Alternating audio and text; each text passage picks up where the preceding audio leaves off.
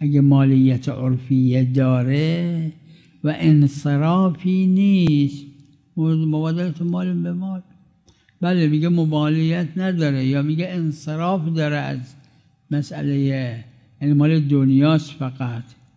مثل اینکه جماعتی مثل شیخ انصاری و یه عده‌ای از اعاظم میرزای بزرگ و صاحب جواهر و اینا در معونه الخمس بعد المعونه گفتن معونه دنیا باید باشه، منصرف از معونه آخرته. اگر یک کسی از سودی که امسال برده کفن خرید، حتی اگر امسال مرد کفنش کردن تو این باید خمسشو بده. یعنی انصراف اگه هست، حتی اگر مالیت داشته باشه فایده نداره، مالیت داشته باشه انصراف هم نباشه، حالا کن چه گیری داره. عرض که پس بگید مالیت نداره، قبول. عرض شد مالیت باشد انصراف هم نداشته باشد ازش.